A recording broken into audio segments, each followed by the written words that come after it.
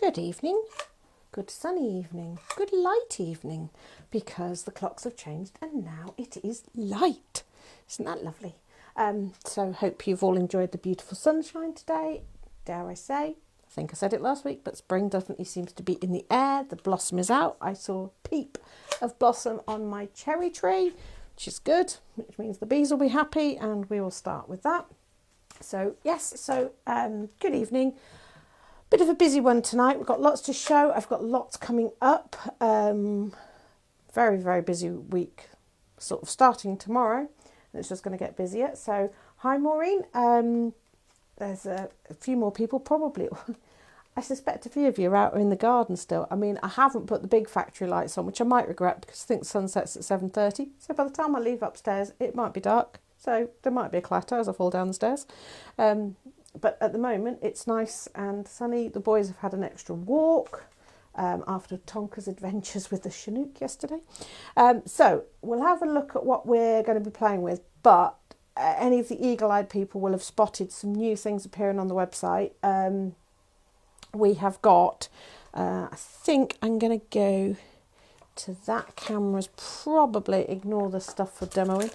Right, so this is one of our new products. It's dye release paper, silicone coated paper, which you put between your dye and your material that you're cutting so that you can get all your intricate dyes out really quickly. Believe it or not, that is a 10-metre roll, which gives you approximately 33, slightly bigger than A4 pieces to play with. So yeah, 10 metres by 24 centimetres, so loads there. And it's only $5.99. Okay, so that's one of the new things. As I've been teasing you with, double-sided adhesive sheets. Again, these are slightly bigger than A4. They do have an edge there that makes them easy to lift off. Super sticky, so we're going to be playing with these this evening. But again, there's 10 in a pack, $5.99. They're new things. Another new thing, I'm calling these airbrush effect misters because they are super fine, and you can see their battery, their USB charge. Look at that fine mist. I've got coffee in this, by the way, so I don't want to spray too much. So yeah, I've got coffee in this. You get a set of 4 of them for $11.99. They're just fabulous. This is the little reservoir that you can put the ink. Because of the super fine mist, it is not suitable for mica, but you can obviously fill them with water and then activate your micas that way. So we'll have a little play with those in a minute. You get a set of 4. I've only got 1 up here at the moment, but they are USB. So they just charge, which means you don't have to keep pumping or pressing the button, but they give you super fine. So that's the coffee I did earlier. Super fine, like an airbrush. Hi Sue, hi Margaret, hi Mira, hi Julie. I think that's covered everybody. Not got many of these left. These are the little spiral bound journals that, you know, I work in a lot. We've got a few of those left, so I've popped them back on the website. I'm going to be working in that later. Still got some of the little folios. I just think these would alter up really nicely. They're on the website. And then the stamps we're going to be using this evening are the vintage range. So we have, it's not got its proper packaging, but that's the pharmacy labels. So that's got the toothpaste and the gout and all those fabulous vintage labels. The time, ledger, and then the bottles. I think I'm going to be using time today. Right, gonna flick to, so there's the stamps, you can see them better. Right, okay, let's start. First of all, I want to show you the mister on some paper just to create some coffee staining paper. Right, hang on. Let me make some space for myself. Those are under there. Right, so little mister. It's got a little compartment at the top here, which is where you put your liquid. Obviously, to fill it, you take it off upside down. And then there's a little heart-shaped button at the front, and you double-click it. And can you see how fine that mist is coming out? And then you can just, so you can stain up.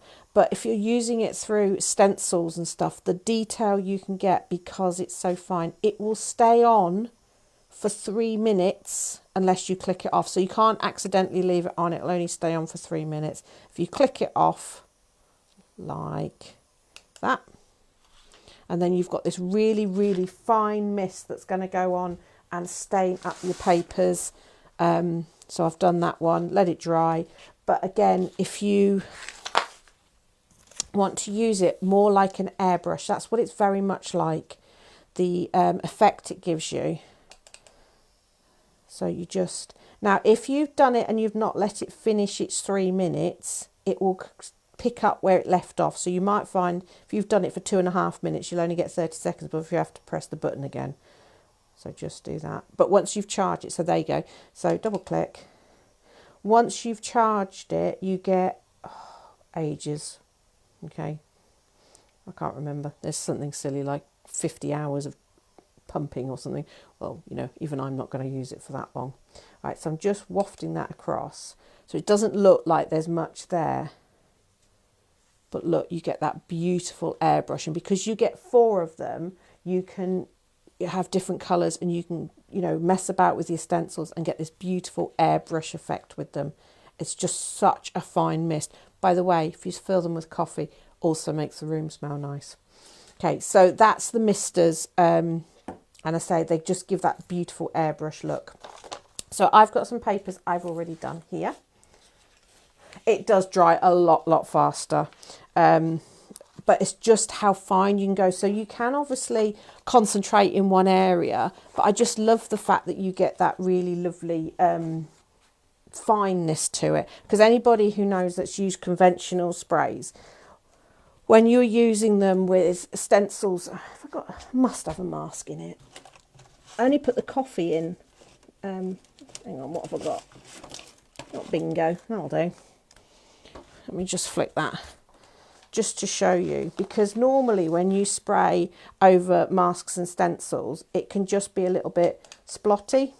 That's not even a word. But this, you can see it just goes over so fine. Should have put the yellow. I had some beautiful yellow in here earlier, and it was really strong colour, but I wanted to coffee stain up. But just going over. So you're not overloading it in any way, so you're not going to get that bleeding underneath. So I don't know how well that's going to... You can see that. So you get that lovely, and that's just with coffee. Okay, so they're good fun. Right, so let's grab some of our papers. So there's some coffee ones I did earlier, and then I've just raided. No, Sue, I didn't go through the bins. I saved these specifically. Right, so these are some bits left over from previous weeks. So there's a wrinkled coffee. There's our lovely lace paper. And all I'm going to do is I'm going to cut these up into some strips. Okay, I'm just going to get myself a pile of strips. And I'm keeping it to a very much sort of vintage coffee tea stained, because I'm going to use my vintage stamps with them. Okay, so I'm just cutting up all these bits. We had a lot of fun with strips of paper at the weekend.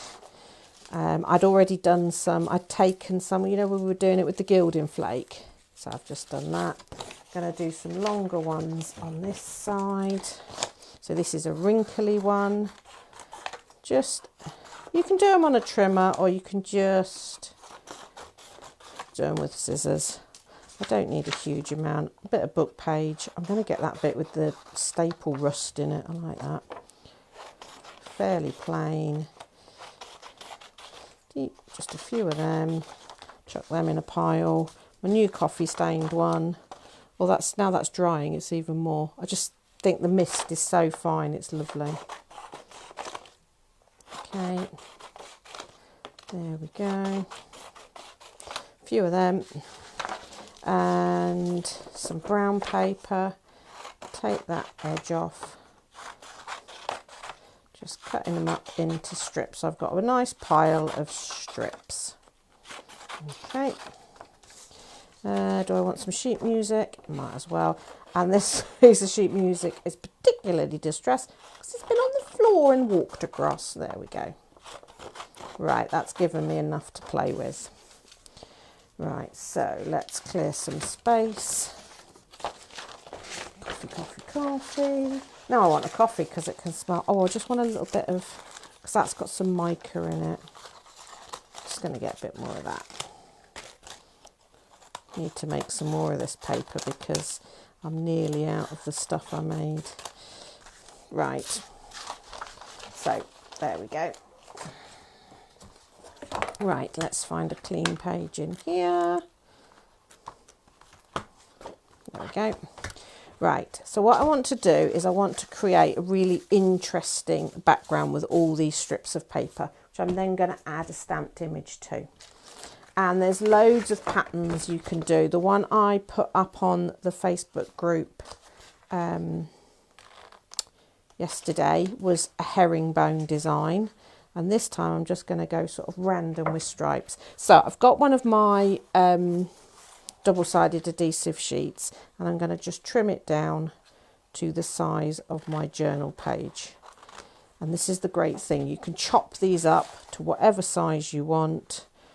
They're slightly bigger than A4, so if you're covering books and things like that. Obviously I'm doing it while trying to do it so that you can see what I'm doing. Okay. And peel off one backing, and then we're just going to apply it to our page. Smooth it down well. I've not gone too close to the top there. Obviously I could if I wanted to, but I haven't decided whether I'm going to keep this in my book or not, so giving myself the option. Press it down firmly, and then this is always the hardest bit, is just peeling off the main backing. Do not throw these backing bits away, because when you're working on this, because you're about to reveal a whole sheet of sticky, sometimes it's handy. Could pick this up and bring it closer so I can see what I'm doing. Sometimes it's handy to cover up what you're not working on so that you're not going to stick yourself to it. But what I'm going to do now is I'm just going to bring these strips, and do I want to go at an angle?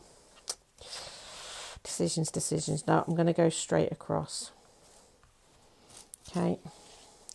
I'm going to go, no, right, so give it a toss. I said at the weekend, toss it like a salad so that you're mixing them up so you're not picking up the same ones. Now this can be any bits of paper. Obviously I'm going with this sort of very vintagey theme of similar colours. And then I'm going to come short there. So I'm just going to do almost like a parquet floor. So I'm just filling in some gaps, and then I'm going to go down on this one. So I'm going to get different directions. You can plan it out, or you can just go for it. Okay, so I'm just putting down these strips because I'm using straight edges. It's a little bit easier. Now this is the one with the zigzaggy, so I'm just going to take the zigzag off just to make it easier. Now because this is super sticky, get your one end down before you start pressing the rest of it down.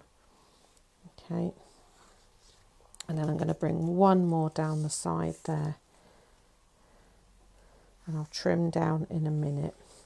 Okay, so I think I'm going to do a little bit of planning here. I'm going to do a couple of downs here, I think. Right, trim that bottom off. Okay, just get that down. And then this is going to be a little bit trickier because I want to fill that in.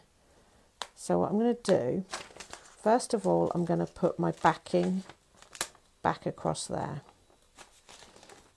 And then these can't stick because obviously there's already a piece of paper down, so I can trim that in a minute. I'm not making this easy for myself, like a challenge. But I'm not really overly thinking about it. I'm just giving myself a little bit of a interesting pattern using all these similar sort of colour bits. If you start to run out, you can just cut some more, or you've obviously got all these bits overhanging up here, so I could do a trim down at this point. So here, if I just now trim that, I've got another bit to use. So I'm just following that brown paper line there, because I know that those ends aren't going to be stuck down. Okay, and then just put a few more bits in here. Trim that. I'm going to trim those off because I can use those as well. That one in there. Ooh, I love these ones with the gilding on. So I'm going to sneak up there and nick that one. So that's across like that. So you can just sort of almost patchwork it together. Then I'm just going to fill in that panel. And I think I'm just going to go straight across, make it a bit easier for myself. So I don't have to think too much. It's too late on in the day for thinking. Okay, just... And you're just getting this sort of really interesting background from scraps, really. And it's a bit boring. One more slightly wider. Now again, you could plan this out perfectly, or you could go random like I have. You could have all your strips exactly the same width, in which case you do them on a trimmer or use quilling papers. And then once you've got them all down, if this wasn't in your book, you turn it over and do it from the other side, but I want you to see what I'm doing, so I'm not going to pick it up. I might have to in a minute, as that one went very slightly off. So I'm just going to flick it over so I can trim from the back. It's always easier to follow that. Okay, so I'm going to just follow up there. And all these little bits, you know, you could save those. They did accuse me of rummaging in the bins on Saturday. Now, see if you get double-sided tape stuck to your scissors, you can rub it with like a non-stick spray type, but I just get a little, once it's got a little bit of paper on, you can just peel it off. Right, so now I've got this really, really funky background, just using all those little scraps. Now, if you wanted to, you could come in and ink the edges. I might do that if I've got any inks here. What have I got? I must have an ink. Hickory smoke, that'll do. Just because it's in a journal and not on, not something I can mat and layer, because I would just give that a frame to finish it off. Okay. So I've got that nice background. Now I want something bold to go on it, so I'm going to use my clock stamp. And I've already got it on my stamping platform. And I am going to stamp it onto, is it going to fit on that one? Yep, should do. So I'm going to put it onto this coffee stained paper. And I'm going to ink it up with VersaFine Clair. Now, because this is a coffee stained paper, didn't clean the back of my stamp. It's probably a little bit hairy and a little bit dusty. Okay. So I'm going to come down, press it down. Now, if I wanted to, I could glaze the clock face on this and then crackle it. Right, so I've missed a little bit there, so just add a bit more ink. Flick it back over. Oh, where were these in the early days? If you missed a bit on your stamping at that point, you had to... Nearly got it. Also, I'm working on... right, so which is it? It's that bit there. Just making sure my magnet's not in the way. The number of times I've done that, my magnet's been in the way. Yeah, near enough. Okay. So, I'm going to cut this out loosely. And I'm going to cheat when I come to the top bit there. And I'll show you what I mean by cheat. Because obviously you've got this, in decoupage terms, it's what we call a landlocked piece. You can't get to it, it's not on the outside. So when I'm doing something like this, I tend to cheat. I don't get a knife out because I'm likely to slip, A, cut myself, and B, ruin up my stamp anyway. So I tend to cheat and I just cut very carefully in. Show you what I mean. Just go around that. So I just cut simply in there, cut round, and then when I glue it back down, you'll line it up and nobody will know you've gone and cheated. Okay, as long as you just cut straight in round the knob of the watch. So then when you line it back up to go on there, you can see that it's lining up perfectly. Okay, but I'm just wondering, actually, I think I want to do more to this because it's looking okay, but the watch isn't popping enough. So let's get a bit of black magnet. Let's get an embossing ink.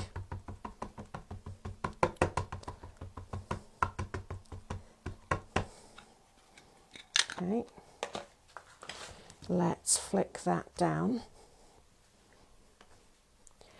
And where's my embossing powder gone? I had it 30 seconds ago. There it is. Because we're going to be using embossing powder quite a bit. Okay. I bet there's something on the back of my stamp. Bet you a pound to a penny there's something on the back of that stamp.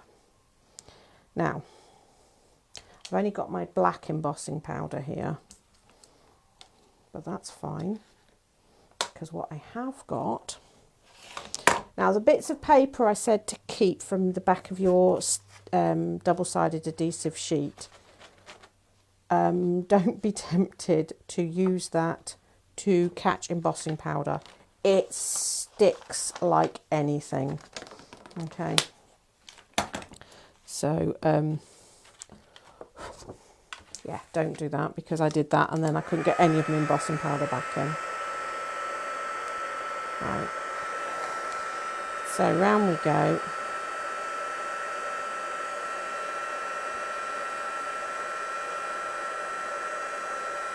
So I'm just going around. It's like a gunmetal-y black, but it's not quite dark enough. It might not be zingy enough for me. So I'm going to see what I've got in terms of mica powders in a second. So just going round. I'm not so worried about the clock face. I will set it, but I'm not actually going to use it.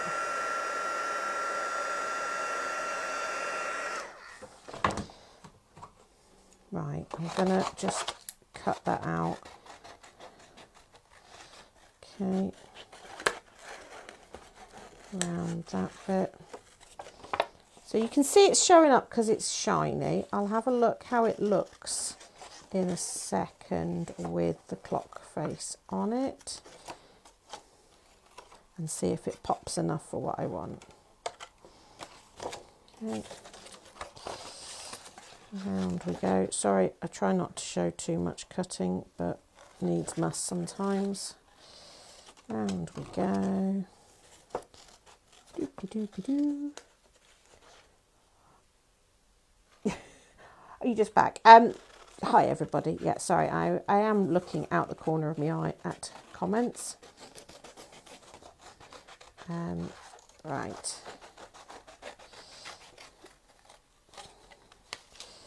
So that's quite nice. And against that fun background. But now you see it's too harsh. So two things we're going to do. One is we're going to borrow the clock face from here. probably cut off too much. Yeah. I'm deciding whether I wanted another bit of that. I'll decide in a minute. I might put another layer in as well. Okay, but I still think that black's a little bit too much, bit too harsh. It's doing the job of making the clock pop forward, but I think it's popping it too much now. So just move that out of the way for a second, and that out of the way for a second, and that out of the way for the second, and just get to this bit. Right, because what I have got, I knew as soon as I put my blusher brush down underneath, I would need it. So what I've got is one of my mica powders from the Mica Powder Selection Pack, which is just little bags that you get with different, so I'm just 10 different micas in. Now obviously mica needs a binding agent in it to work, otherwise it just falls off. So this binding agent needs moisture. Now obviously that's a dry surface that I've dusted it onto. So what we want is we need to either mist it, which we could do, and that would set it, or we're going to sink it into our embossing powder. So what we do is we take our heat gun and you reheat it. And can you see that changing? It almost does like a little, the only way I can describe it is it does like a shiver. Okay, and then you know that that is now sunken in and no longer sitting on the surface, and it is captured inside that embossing powder. Okay, and it just gives a really lovely look. See, that's improved it, but I still regret cutting my clock face as tight as I did, because if you look at the stamp, it's got this sort of bevel to it. So I think I want to come in and stamp that on a different colour and add another layer to this. And this is what you do. You can, the great thing with is have a rough idea of where you want to go, but never completely and utterly say, oh, no, I'm only doing this, because sometimes you can change your mind and then you wonder where you've put your magnet. Have I lost a magnet? It'll turn up. I'll manage with one. Famous last words. No, I thought it'd be stuck to my... Nope. Weird. Let's do... Don't know if this is going to be dark enough, but we'll see.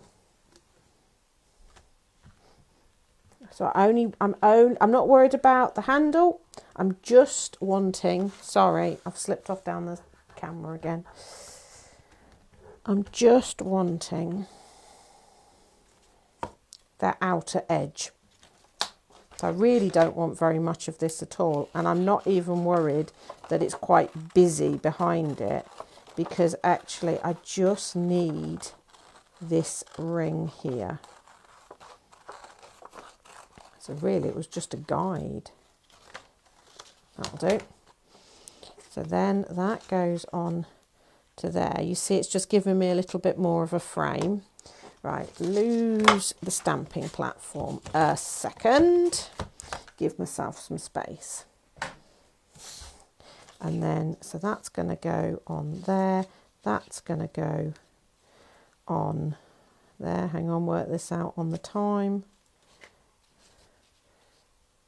That one is at the top. That one's at the top. Roman numerals.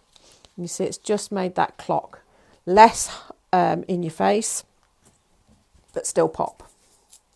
Okay, I've packed all my glue. I'll say where my glue's going in a minute. So I'm going to just use double-sided tape, which isn't ideal for the size of the pieces I'm doing, but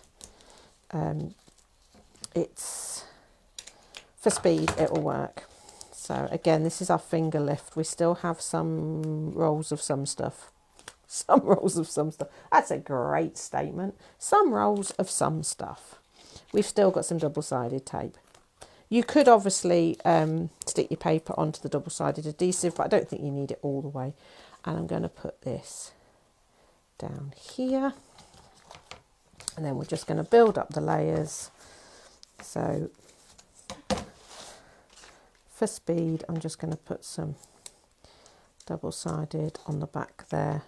Obviously, normally I would use edge to edge for something like this because it could curl over time, but this is just to show you how it comes together. And that goes like so. And then we're going to add the clock face. And we've got that lovely little, I would put a little bit of adhesion on the back there. So just a bit of that. And then there we go. I just think, you know, this background is so lovely. I don't want to end up covering quite a bit of it, but you know, you can mess about and just use very simple things of strips of paper. And there you go. And in the set you also have that lovely sentiment. You get the chain. You could really carry on adding that up nicely. Okay, so that's our first background we've done using strips.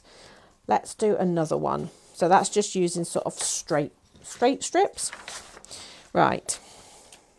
Now I need, okay, I have already put half a bit of double-sided sticky onto a piece of card. I only just used half because I was just using up a bit because I don't need a massive amount of this. Okay, so I'm going to peel, no, I'm not going to peel off yet. It's not sensible. Let's cut some stuff first. So what I've done is I've cut some more strips, but this time I've done them as little wedges, little triangular wedges. So to do that, you just go diagonally up,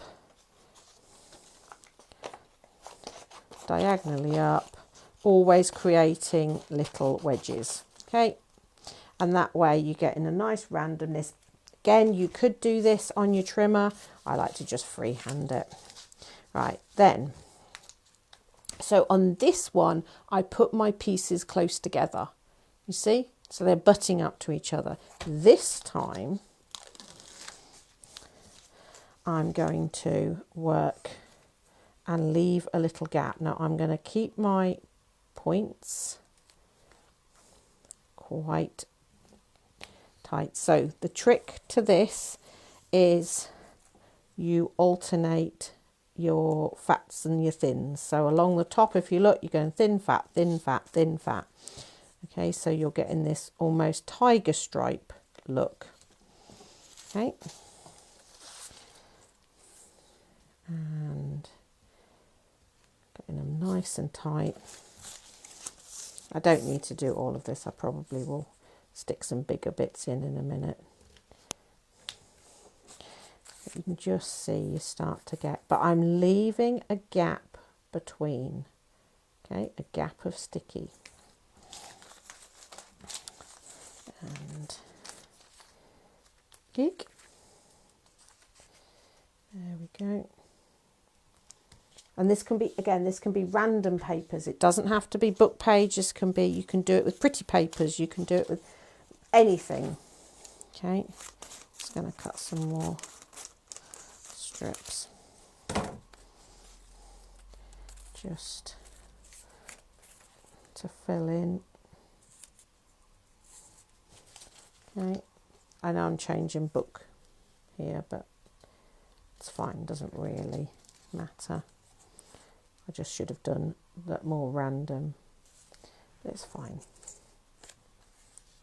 Okay, and I think I can get two more in that one, and what we got left here. I'll just use a bit of that map there Doesn't matter, it's not got a point on because it's right on the edge there. Okay. Now, you could trim your ends off at this point, but there is sticky floating around. So what I'm going to do first is come on with some embossing powder. So that same black embossing powder, flicking it around so that it's covering. Okay. Now, if I rub this in, it just rubs it off. So what I need to do is I need to press. So just go round. If you don't like the feel of it on your finger, you could use something like a spoon or just something that you can press this embossing powder in. So it's going to start clinging to the adhesive that's exposed between the gaps of the strips of paper. Okay, just round you go. Okay, tip off. Now you will almost certainly find little bits like that, where you've had sort of greasy fingers or something like that. So you can just brush those off if you want perfect crisp lines. If you don't mind, if you like a little bit of distressed, you can just leave them. Okay.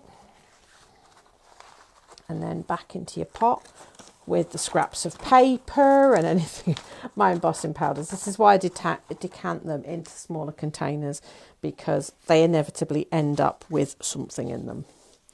Okay, so I now need to heat set this. At this point you could trim down if you wanted to, because they're just going to get in the way and you need to see. Okay, just trim off those excess bits.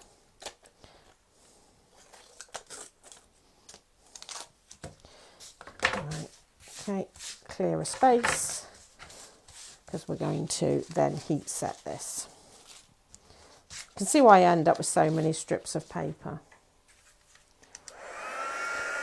So when you're doing heat embossing, always remember, keep your heat gun still until you see it start to melt, then move along.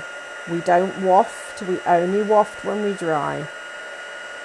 Okay, just so follow it along. So you'll actually find yourself sort of zigzagging up and down the stripes of this. Now I am going to leave this black. I'm not going to add mica to this. Okay. Zigzag up and down.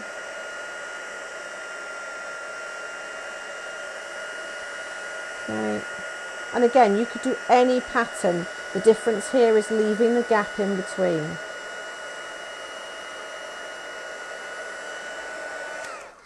Right. Now the adhesive does hold the heat a little bit more, so just be careful when you're handling it and just tip it and make sure you've got it all, because it is slightly harder to see on something like this. There you go. You've just missed that, and you'll always know you've missed a bit because it'll be dull. Okay, right. What a lot of mess. Okay. Notice I am screwing these up, which means these bits are getting committed to the actual bin. I'm not going to rummage and pull them out later. I just need a little bit of space. So I haven't got a bin bag up here, so I didn't just put those on there. Right, so I have already done a panel like this because I wanted more to play with. So what I'm going to do is I'm going to turn it over, and somewhere in here I should have my ruler. I had it. There it is. And on the back I'm going to grid it up. Okay. And I'm going to... Now sometimes when I'm doing something like this I then go back the other way, but on this occasion I'm not. I'm going to leave it in longer strips. Okay, and I'll decide what I'm going to do with those strips in a minute. I am going to take that end bit off where I hadn't put adhesive sheet.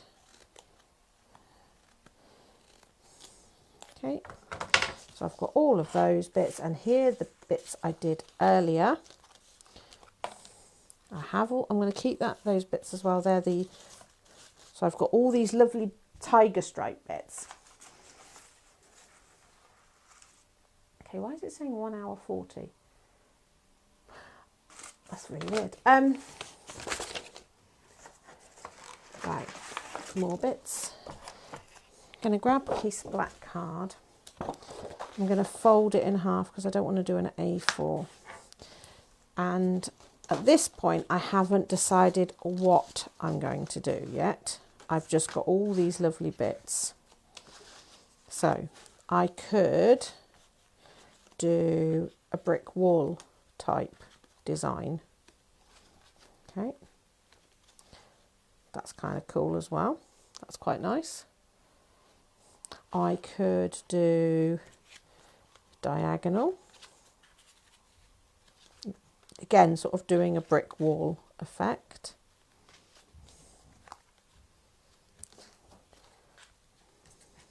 Okay. Yeah. I think what I might try is, let's, some of these are too long, so I'm just going to snip them down. And I'm going to sort of, I don't know, mosaic-y type design with it. I'm going to snip a little bit off that. So it's going that way, like that. Quite fancy you along there. And then we could have that bit there.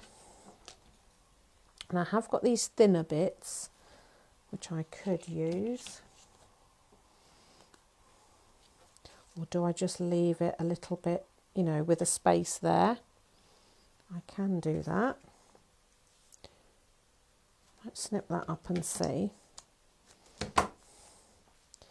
So this is the bit where you can just start to sort of mess about and decide how you want to arrange this. Whether you have them all the same width, whether you mess about and have them different widths. And kind of like that, but I'm also trying to alternate them other way, you know, so that the stripes are going in different directions. Okay, I think I kind of like it like that. Undecided whether I want to trim that to the same width. Might trim that to the same width. Yeah, bit more balanced. That's crying out for a sentiment. Okay, so let's get this glued up or taped up. So just for speed, again, I'm just going to put a couple of bits of double-sided tape on the, you know, on the back of each one. Now, if you don't like the quick grab of double-sided and you think, oh, no, I like wiggle time, rub, once you peel the backing off, if you rub glue stick across the back, it will give you wiggle time before it will grab. But sometimes I'm becoming more and more of an impatient crafter, so I'm not waiting for things to dry. Okay. Putting that into there. And if you work methodically, don't flick it all over the place.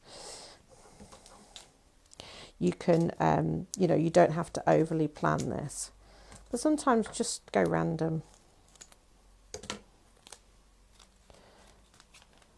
And I like having that. So by having the black of the lines and then the black card in the background, you're sort of double matte, you're almost sort of faux matting and layering.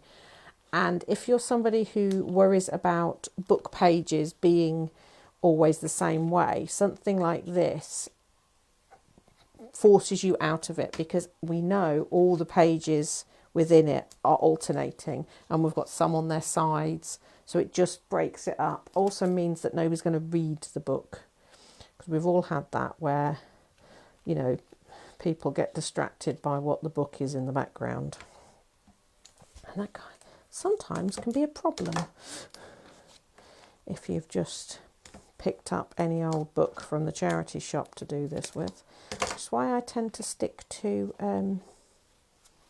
encyclopedias now. Usually safe. Notice I've forgotten where I've gone. Common problem. Okay. So that bit goes in there. That bit goes in there along the bottom. Sure, I put a bit on that, but I haven't. Okay. Want that going the opposite way. And if you're somebody who struggles with random, little things like this really help because you've chopped it up. It doesn't matter how carefully you placed your papers on that first stage, because we've chopped it up, it's made it go more random. So if you are somebody who constantly, you know, tries to have everything perfectly straight and things like that, and you end up getting frustrated because it's not perfectly straight, do something like this and it just liberates you a little bit. Okay, I think I want a bottle on that now. So let me just grab a bottle, and I think might go that way. Right. So I'm just getting a bottle out, and I'm going to go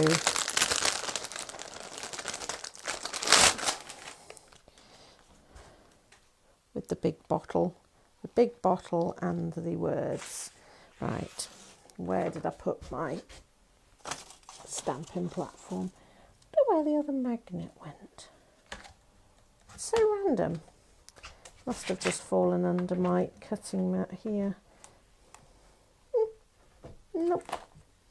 Odd. It'll turn up, I'm sure. Absolutely positive it'll turn up. Right. That one off. Oop. That went down with a thump. Right. So. Now, obviously, that is quite a busy-ish background. So how are we going to make our stamped image jump forward a little bit? And actually, the easiest way is to go less busy with your stamped image. So what I'm going to do is I'm just going to stamp it very simply and emboss it in the black, so it's black on white. So embossing pad, there it is. So just very, very simply, because if I started doing fancy things with the labels and stuff like that, I think it's just going to be overpowering with that background. Okay.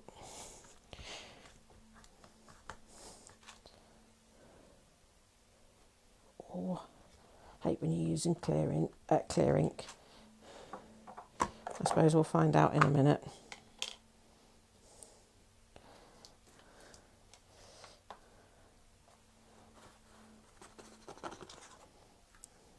Not bad at all.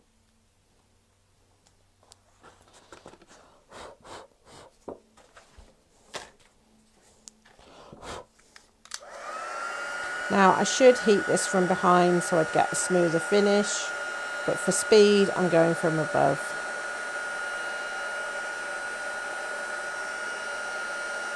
So just again, no wafting, just following it round.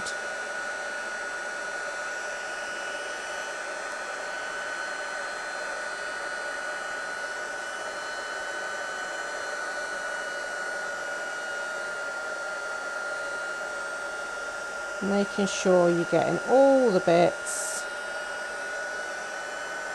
Probably easier for you to see with the overhead camera than it is for me. Right. So I'm just going to very quickly snip that out. Embossing always makes it easier to cut things out as well. I'm going to leave a very slight white edge. Just very slight. So it's barely noticeable.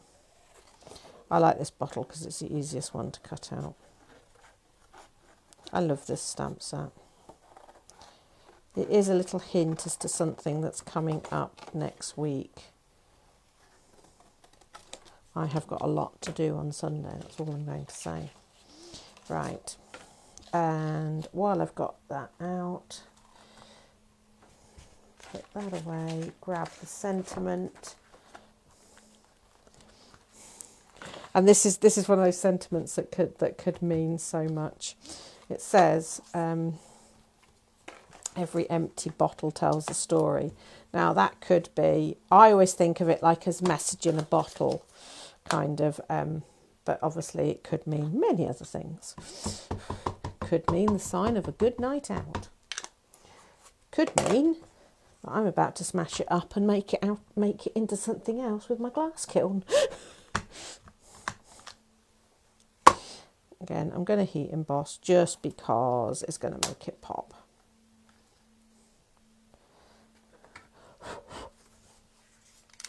And then I'm going to tear this, because I think the torn edge against the straightness of the background is another nice contrast.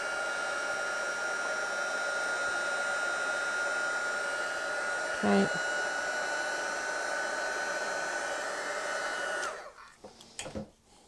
So that's my elements. Come back in with the background. So we've got our bottle. It's going to sit there, and then am I going to tear this? I don't know. I'll tear it and see how it looks. I'll tear far away, so if I don't like the torn edge, I can always cut it in a minute. That's the trick if you're doing something like this. Obviously, at the end of the day, if I don't like it torn and it's too torn too close, I can stamp another one. Actually, I think I do like the torn edge, because we've got a lot of straight and then we've got this torn edge. So I'm just going to take that a little bit closer. And remember, when you're tearing, to have an element of control, use your thumbs to guide it. And the bit that goes away from you will have the fluffy edge on the front. So I just put that together, and there we've got a really fun, sort of funky, tigery background with a little image on the front to pop there. So it's a nice way of breaking up your background if you haven't got your designer papers or you've got loads of scraps that you want to get used up. So either cutting it up into bits or just using it in the strips. You know, all these little offcuts that you wouldn't have used for anything can become something a little bit more. Okay, so let's go there and there. Right, so there you go. That's the projects we've done for tonight, showing you using the double-sided adhesive. Just gives you that edge-to-edge covering, so you can go really skinny with your pieces of paper. And then if you do want to have gaps, obviously they work really well with your embossing powder. Again, if you wanted to, you could have gone into the gaps with gilding flake, because again, it's only going to stick where the adhesive is. So you could have filled in the gaps with gilding flake. You could have gone in with mica powders. It's not just for sticking things down. Obviously, it can be die cut and all sorts of things, but you're getting 10 A4, bigger than A4 sheets, so there's plenty to use. And it is good, strong adhesive, so it works well on acetate. So all of this could have been done. That would have been really cool on acetate and left clear, and then gone in with maybe glitter. I did use it with glitter. I don't know what I've done with it. But I did a glitter one, and anybody that knows me knows I don't normally do glitter. I was also thinking, Mira, those lovely threads you found, how fabulous would it be to get acetate, put the double-sided adhesive sheet on there, and then press all those coloured threads into it, and it just would, all the colours would show through. And again, I was thinking using lace and then going through with gilding flake and stuff like that. So there's all sorts of different things you can do, as well as stick things with it. So that's what we've done tonight, and a few little bits of upcoming things. So tomorrow I am in an independent bookshop in Daventry teaching bookbinding, a lovely shop called Suddenly. So if you're in Daventry and want a really nice little bookshop, they have a bookshop dog as well. Don't tell Marvin. Then Saturday, I've got a mixed media mayhem workshop, which will be fun and chaos and all things gluey and painty and gilding flakes and fusible film and all sorts of things like that. Then next week, Facebook Live will not be at 7 o'clock. Well, I might carry on and do it till 7, but from 6 o'clock I am going out on the craft store. Coming from here, but going out on the craft store with lots more things to show. The following day, the Thursday, 4 o'clock, I'm on Hobby Maker with 2 new MDF kits. Think apothecary, think sweet shop, think markets, think all things, that kind of things, jars, terrariums, that kind of stuff. So that's Thursday. Then I hotfoot it to the Cotswolds to teach at a retreat for crafters retreats. So I think that's the week planned out, somewhere around that. So yes, Hobby Maker, craft store, craft retreat. And failing that, I will see you. I will try and continue on Wednesday. I'll try and carry on and do a normal hour as well. But let's just see. It might be a few minutes late because I'm going to have to swap things. But in the meantime, have a good rest of the week. Enjoy the sunshine. And I will catch you at some point next week. So hang on. I need to do... No, not that one. That one. There we go. Take care.